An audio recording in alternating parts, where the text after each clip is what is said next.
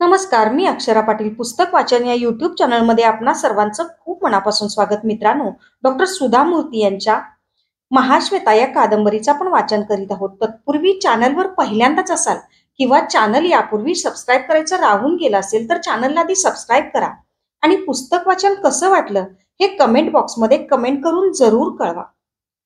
भाग 3.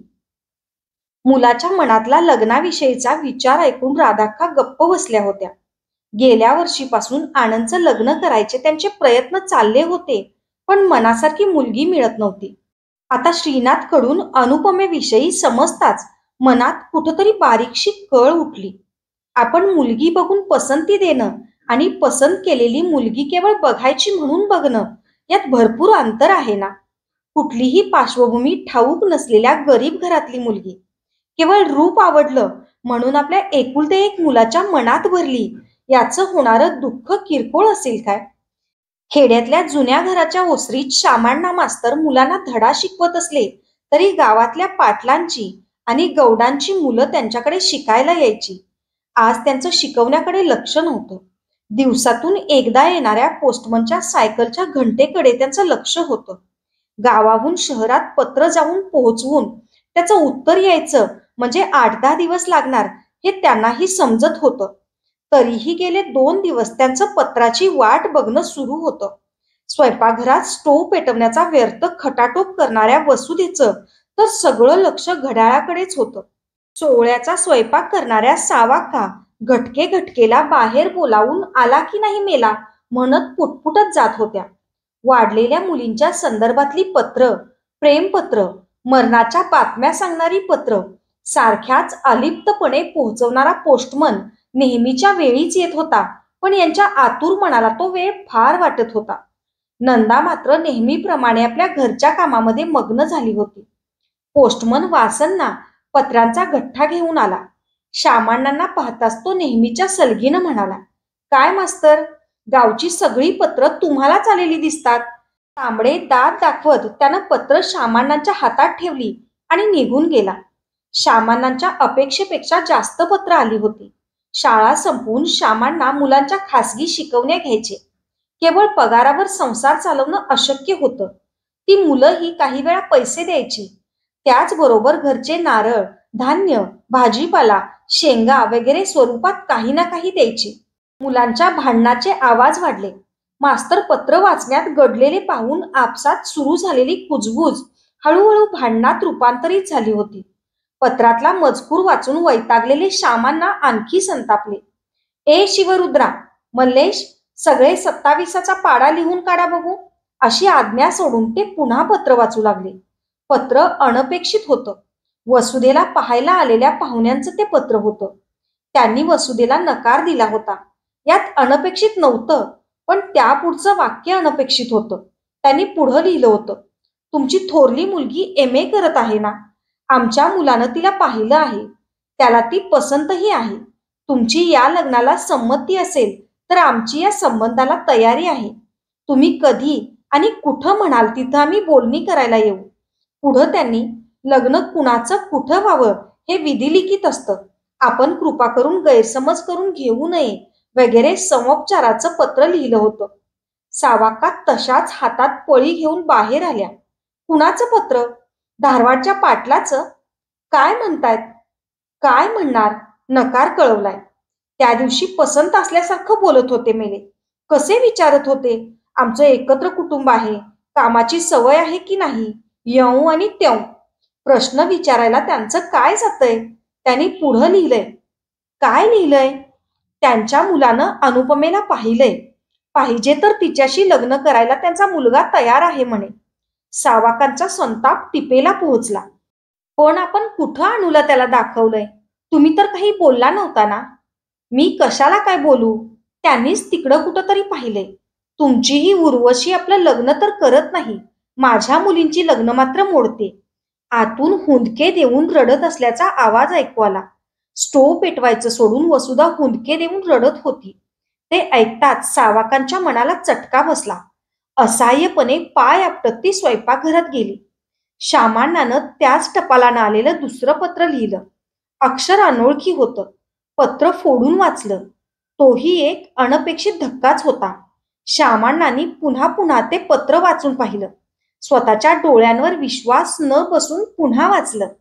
मास्तर पत्रात गुरफटलेले बघून शिवरुद्रानं मुद्दामच विचारलं, मास्तर, आता काय लिहू? 27चा पाढा लिहून झाला. आता घरी जा. उद्या लवकर या. उद्या 2 दिवसांचा अभ्यास एकत्रच घेणार आहे. मास्तरांची परवानगी मिळताच सापळ्यातून निसटलेल्या उंदराप्रमाणे सगळी मुलं क्षणार्धात अदृश्य झाली. श्यामांना पुन्हा पत्र वाचू लागले. त्यांना आनंद अनावर झाला. त्यांनी सावकांना हाक मारली, जरा बाहेर ये बघू. काय झालं? अजून स्वयंपाक संपला नाही. माझा शाळेतला मित्र देसाई ठाऊक आहे की नाही? हो, फार मोठा डॉक्टर आहे म्हणून सांगता, तोच ना? त्यांना तरी सांगा, कुठं स्थळं असली तर आम्हाला सांगा म्हणावं. तुला तेवढंच दिसतंय, दुसरं काहीच दिसत नाही की काय? मग घरात 3 मोठ्या मुली आहेत, त्या तुमच्या अणूला आपण बघायची गरजच नाही. मुलांच्या मागण्या येतात तिच्यासाठी. हे बघ, आता फाटे न फोडता माझा ऐक बघू. देसाईनं लिहिलंय, त्याचा विद्यार्थी फार श्रीमंत आहे म्हणे. गोपालराव म्हणून एक्झिक्युटिव्ह इंजिनियर होते म्हणे. त्यांचा मुलगा आनंद नाव त्याचं, डॉक्टर आहे. एवढ्या श्रीमंत माणसांचा आमच्याशी काय संबंध? आपण आपलं अंथरूण बघून हातपाय पसरावेत हे बरं. त्या मुलानं अनुपमाला त्यांच्या घरी परवाच बघितले म्हणे, म्हणून तो लिहितोय. सावकांच्या हृदयात असूयेची कळ उठली. एवढा श्रीमंत आणि सुशिक्षित मुलगा, त्यांना अणूला पसंत केली. हे लग्न ठरलं तर? तो लिहितोय, तुम्ही रीतसर आनंदच्या आईकडे अणूची पत्रिका पाठवून द्या. सावाका गप्प बसल्या. श्यामांना एरझाऱ्या घालू लागले. वसुधा कान टवकारून त्यांचं बोलणं ऐकत होती. मग काय करायचं? तुला काय वाटतं? हे बघा, नाही म्हटलं तरी मी तिची सावत्र आई, सख्खी नव्हे. मी काही सांगितलं तरी पटणार नाही तुम्हाला. तुम्ही तिचे जन्मदाते आहात ना. तुम्हीच काय करायचं ते करा. तू तिच्या मेलेल्या आईच्या जागी आलीयस ना. अणू कधीतरी तुझा शब्द टाळते काय? कधी उलट उत्तर देते काय? तू सांगशील ते काम कधी टाळते का? मुलानं तिला पसंत केलं, यात तिचा काय दोष? तसं असेल तर हे स्थळ आपल्याला नको. आमच्या रंगानाला काय झालंय म्हणते मी? रंग थोडा काळा आहे, पण डिप्लोमा इंजिनियर झालाय. थोडं वय झालंय. 10 वर्षाचं अंतर म्हणजे काही जास्त नाही. तुम्ही सांगा तुमच्या अनुपमाला. अणूनं नाही म्हणण्याआधी मीच नको म्हणतो. आपल्या अणूला तो साजेसा मुलगा नाही. तू म्हणतेस तेही ठीक आहे. तो वसुधेला करून घ्यायला तयार असेल तर आज होकार देईन मी. वसुधा आपलं नकटं नाक, तोकडे केस आणि काळा रंग आरशात बघत मनाशी म्हणाली, आईनं देते म्हटलं तरी मी नाही तयार. श्यामांना मुकाट्यानं जेवायला बसले. त्यांचं मौन हे आपल्या बोलण्यावरच्या संमतीचं लक्षण आहे असं समजून सावाक्का म्हणाली, शिवाय ती कुठली कोण माणसं कोण जाणे. त्यांनी ढीगभर हुंडा मागितला तर काय करायचं? त्यापेक्षा पुढं पाऊल न टाकणंच उत्तम. फक्त पत्रिका पाठवली तर लग्न जमेलच म्हणून कुणी सांगितलंय? आणि आमच्या देसायानं आलतू फालतू मुलाविषयी उगाच का लिहिलं असतं? काहीतरी माहिती त्याला निश्चित असेलच. आणि श्रीमंत असले तर काय बिघडलं? आपल्याला जेवढं जमेल तेवढंच द्यायचं कबूल करायचं. ते मागतील तेवढं सगळं द्यायला पाहिजे म्हणून कुणी सांगितलंय? माझं ऐका. तुम्ही सांगा, आम्ही फक्त मुलगी आणि नारळ देऊ, त्या सगळ्या पुढच्या गोष्टी म्हणत श्यामांना उठले. अणूची पत्रिका शोधून त्याची प्रत काढण्यात आणि पत्र लिहिण्यात ते मग्न झाले. संध्याकाळी देवापुढे दिवा लावताना सावाकानी पत्रिका जुळायला नको म्हणून देवाची प्रार्थना केली तर वसुधानं प्रार्थना केली, काहीतरी करून अनुपमेचं लग्न होऊ दे, म्हणजे माझा मार्ग सुकर होईल. या कुठल्याही वावटळीची कल्पना नसल्यामुळे अनुपमा आपल्या हॉस्टेलच्या खोलीत अभ्यास करण्यात गढून गेलेली होती. एक्झिक्युटिव्ह गोपालरावांचं घराणं त्या पंचक्रोशीतच नव्हे, संपूर्ण जिल्ह्यात अत्यंत प्रसिद्ध होतं. त्यांच्या घराण्यात पिढ्यानुपिढ्यांची श्रीमंती एकवटली होती. शेकडो एकर शेत, मळे, लोखंडी तिजोरीत बंदिस्त असलेले मनभर सोन्याचे दागिने, यामुळे हे घराणंच लक्ष्मीपुत्राचं झालं होतं. चंचल लक्ष्मी त्यांच्या घरात चांगली स्थिरावली होती. राधाक्का गोपालरावांच्या धर्मपत्नी, त्याही अशाच एका श्रीमंत घराण्यातून या घरी आल्या होत्या. जीवनात त्यांनी कुठल्याही प्रकारचे कष्ट पाहिले नव्हते. देवानं तसा प्रसंगच त्यांच्या जीवनात आणला नव्हता. भाऊ बहीण, आई वडील यांनी भरलेलं घर होतं. योग्य वयाला लग्न झालं, तेही उत्तम, देखण्या सुशिक्षित श्रीमंत तरुणाशी. राधाक्कांना जीवनातल्या त्रुटींची जाणीवच नव्हती. शुभ्र नितळ कांतीच्या उंच राधाक्का देखण्या असल्या तरी चेहऱ्यावर शांतीपेक्षा दर्पाचं तेज दिसत होतं. त्यांच्या तीक्ष्ण नजरेनं समोरचा माणूस अस्वस्थ होऊन जायचा. तिथं मार्दवता, स्निग्धतेला वाव नव्हता. एका छोट्या राजाच्या राणीचा तोरा तिथं होता. आत्मीयतेचा तिथं लवलेशही नव्हता. लग्नानंतर 10 वर्षांनी आनंद जन्मला. आनंदच्या जन्मासाठी राधाक्काने असंख्य देवांना साकडं घातलं होतं. अनेक पार झिजवले होते. तो जन्मला म्हणून मनभर पेढे वाटण्यात आले. त्या निमित्तानं अपार दानधर्मही केला गेला. केलेले नवस फेडण्यात पुढे कितीतरी काळ गेला होता. आनंदनं त्यांच्या रखरखीत जीवनात आनंदाचा स्रोत आणला होता. तो हसला की सारा लक्ष्मी निवास हसायचा. तो रडू लागला की लक्ष्मी निवासाची रयात जायची. त्याला फिरवून आणण्यासाठी 2 कायमचे नोकर ठेवण्यात आले होते. त्याचा परिणाम म्हणून आनंद 2 वर्षाचा होईपर्यंत चालायला शिकला नव्हता. आनंदचा जन्म झाल्यावर 5 वर्षानंतर गिरिजेचा जन्म झाला. तीही दिसायला देखणी, लाडकी लेक. आई वडिलांचे लाड आणि आर्थिक सुबत्तेत कौतुकानं वाढली ती. तिला कुणी वाटेकरी नव्हतं, प्रेमात आणि मायेतही. आनंदवर सरस्वतीही लक्ष्मी इतकीच भाळली होती. पण गिरिजाचं शिक्षण मात्र लंगडत चाललं होतं.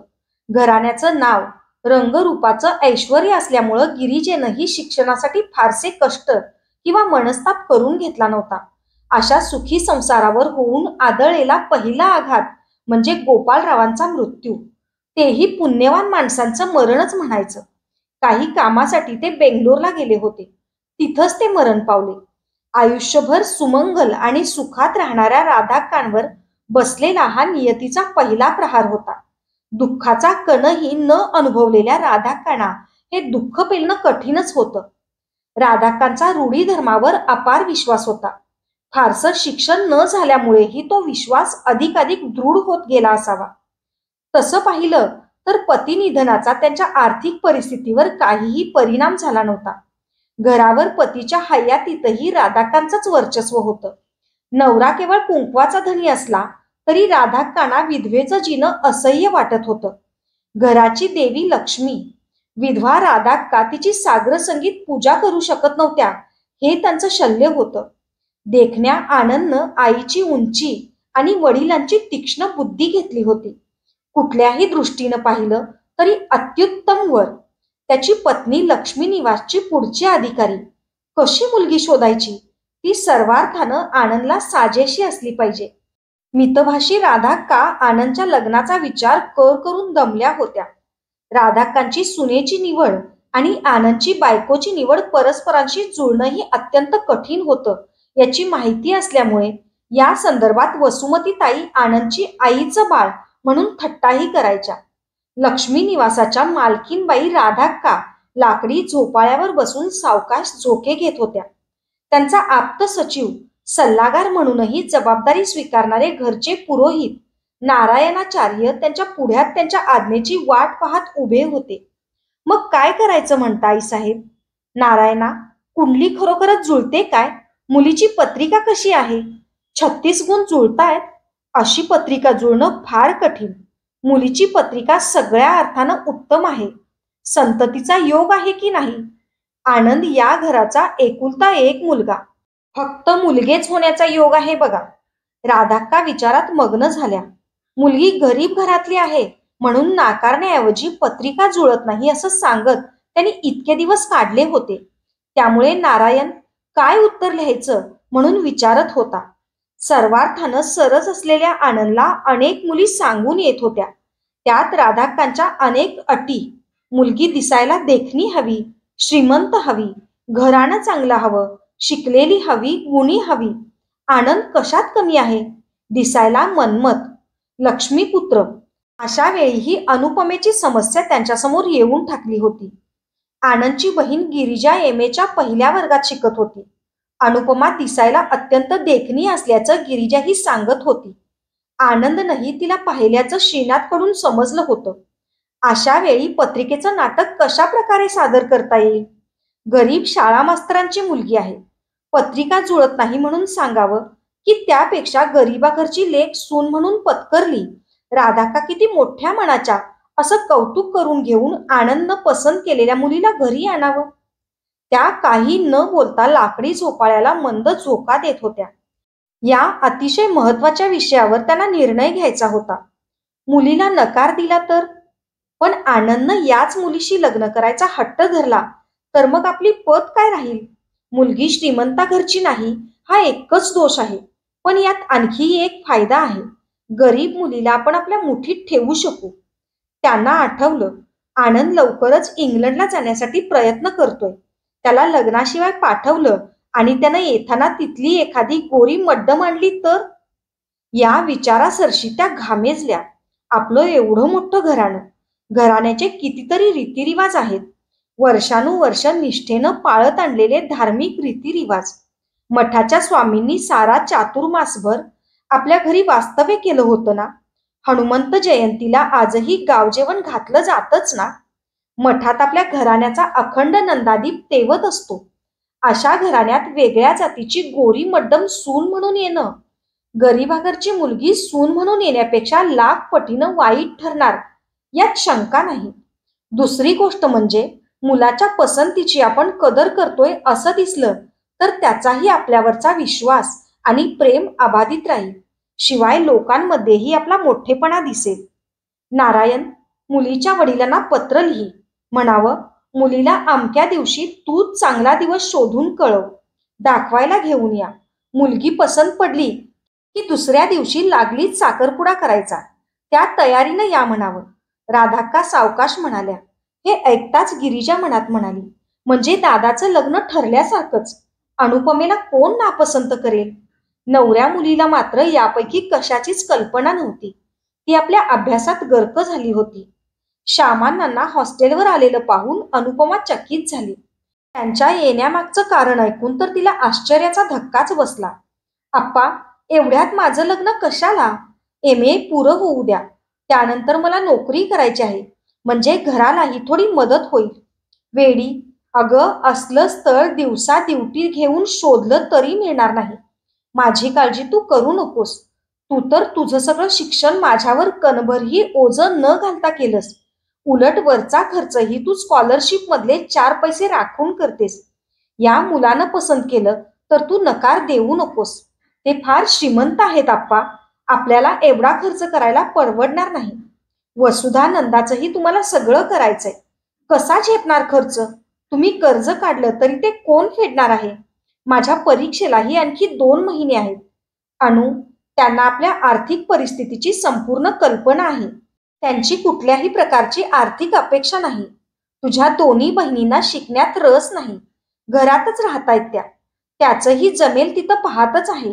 मी काही कर्ज काढून खर्च करणार नाही याविषयी खात्री बाळग. तू मुलाला पाहिलंस ना, कसं आहे? यावर मात्र अनुपमा गप्प राहिली. ती आनंदचं काय वर्णन करणार, तेही वडिलांपुढे. मनात मात्र महाश्वेता नाटकातली वाक्य तरळून गेली. प्रिया, सुंदरांगा, तुला पाहता क्षणी मी तुझ्यावर मोहित झाले. चंद्राची जशी रोहिणी, जशा सागराच्या लहरी, तशी तुझी मी. पण यांचा वडिलांपुढे उच्चार कसा करणार? राधाकांच्या घरी मुलगी बघण्याचं नाटक सादर होणार. अनुपमेला नाकारण्याची शक्यताच नाही. अनुपमेला दाखवायचा दिवस उजाडला. हे सारं केवळ नाटक आहे हे सगळ्यांना ठाऊक होतं. गिरिजेनं अनुपमेला अनेकदा विद्यापीठाच्या आवारात पाहिलं होतं. दादा तिला नाकारणं अशक्य आहे हे तिला पक्क ठाऊक होतं. राधाक्कांनी यावर भरपूर विचार केला होता. आनंतर तिकीट विकत घेतलं त्याच दिवशी तिच्यावर भाळला होता. तरीही रूढीप्रमाणे मुलगी दाखवण्याचा कार्यक्रम झालाच पाहिजे ना. शुभ मुहूर्तावर आनंदशी विवाहबद्ध झाल्याशिवाय, तांदळाचं मापटं लवणल्याशिवाय अनुपमा लक्ष्मी निवासात कशी येणार? राधाक्कांची ही आज्ञा होती. म्हणून तर डॉक्टर देसाईंच्या घरी हे मुलगी दाखवण्याचं नाटक चाललं होतं. अनेक नाटकांमध्ये उत्साहानं काम करणारी अनुपमा मात्र या नाटकाच्या वेळी संकोचून गेली होती. कारण तिला समजत होतं हे केवळ नाटक नाही, हे जीवन आहे. आज पाहायला म्हणून आलेला नायक उद्या खरोखरीचा पती होणार आहे. तिच्या जीवनाशी तो एकरूप होणार आहे. त्याच्या बलिष्ठ बाहूवर तिची मृदू वेल लपेटून चढणार आहे. हॉलमध्ये आनंदचा छोटासा परिवार होता. डॉक्टर देसाई आणि गरीब वडील बसले होते. वसुमती ताईंबरोबर खाद्यपदार्थाचा ट्रे घेऊन अनुपमा हॉलमध्ये आली. आनंदनं संकोच बाजूला सारून तिच्याकडे मनसोक्त पाहून घेतलं. अनुपमेनं मात्र खाली घातलेली मान वर केली नाही. त्या दिवशी आग्रहानं त्याच्या गळ्यात तिकीट मारणारी, स्टेजवर निर्भयपणे वावरणारी अनुपमा हीच, की दुसरी कुणी असं वाटावं असा तिचा वावर होता. कशीही असली तरी सुंदर दिसणं हेच अनुपमेचं वैशिष्ट्य होतं. संकोच आणि लज्जेमुळे ती कोमेजून गेली असली तरी झुकलेल्या कमळासारखं तिचं लावण्य दिसत होतं. अनुपमेनं त्या दिवसापुरती सुमनकडून अबोली रंगाची रेशमी साडी आणली होती. तिच्या गोऱ्यापान देहावर तो रंग अत्यंत खुलत होता. गडद हिरव्या रंगाच्या ब्लाऊजमुळे अनुपमा अबोलीच्या सुरेख भरगच्च गजऱ्यासारखी दिसत होती. तिचा जाड केसांचा एक लांब सडक शेपटा पाठीवर डौलानं विसावला होता. केळीच्या गाभ्यासारख्या हातांमध्ये लाल काचेच्या बांगड्या अनुपमेच्या मनाचा रोग जाणून मुकाट राहिल्या होत्या. कानातले लाल खड्यांचे लोलक तिच्या मनाचा आनंद जाणून डोलत होते. तहानेनं व्याकुळ झालेल्यानं हापापून पाणी प्यावं तसा आनंद तिच्याकडे पाहत राहिला. राधाकांच्या मनात मात्र वेगळेच विचार घोळत होते. सामान्यांचा जुनाट काळपट कोट धोतर पाहून त्यांच्या आर्थिक परिस्थितीचा सहजच अंदाज येत होता. सावत्राई आली नव्हती. त्यावरून घरातलं अनुपमेचं स्थान काय असावं हे लक्षात येत होतं. पण एक मात्र खरं, अनुपमेला नकार देणं मात्र अशक्य आहे हे त्यांच्याही लक्षात आलं होतं. तिचं मनमोहक रूप त्याही पाहत राहिल्या. राधाकांचा ठसका, गिरिजेचे दागिने, आनंदची मोटार सारच सामान्यांच्या परिगा बाहेरचं होतं. त्यांच्या तोंडून अक्षरही बाहेर पडेन असं झालं होतं. गिरिजा असूयेनं अनुपमेकडे पाहत होती. आता लक्ष्मी निवासची खरीखुरी मालकीन घरात येईल. आपल्याशी स्पर्धा करणारी, आनंदला आपल्या बाजूला खेचून घेणारी. हे थांबवणं अशक्य आहे. वसुमती ताईंनी मौन मोडत म्हटलं, काय बोलायचं असेल, विचारायचं असेल तर बोल ना आनंद. आनंदनं नकारार्थी मान हलवली. अनु, तुला काही विचारायचं असेल तर विचार. काहीतरीच तुझं बोलणं वसू. अनुपमा काय बोलणार? तिनं आपल्या मनातलं बोलणं कधीच त्याला ऐकवलंय. बघ, तिच्या चेहऱ्यावर ते स्पष्टच दिसतंय. राधाकांनीच विषय संपवला. आमची माणसं बरीच असतील. लग्न याच गावात होऊ द्या. तुम्ही हवी तितकी माणसं लग्नाला या, पण लग्नाचा खर्च आम्हीच करू. आईचं उदार हृदय पाहून आनंद खुश झाला. त्याच्या आईविषयीचा आदर आणखी वाढला. अनुपमाही कृतज्ञतेनं मान वर करून राधाकांकडे पाहू लागली. मास्तर आपल्या योग्यतेप्रमाणे थाटाचं लग्न करून देणार नाहीत. त्यांना ते शक्य नाही हे स्पष्टच दिसत होतं. पाहुणे कुठल्याही दृष्टीनं आपल्याला साजेसे नाहीत, पण स्वतःचा आब राखण्याचा हा एवढाच मार्ग त्यांच्यासमोर होता. अशाच नवनवीन आणि विविध विषयांवरच्या कथा, कविता आणि पुस्तकांसाठी पुस्तक वाचन बाय अक्षरा पाटील हे चॅनल सबस्क्राईब करा आणि पुस्तक वाचन कसं वाटलं हे कमेंट बॉक्समध्ये जरूर कळवा. थँक्यू.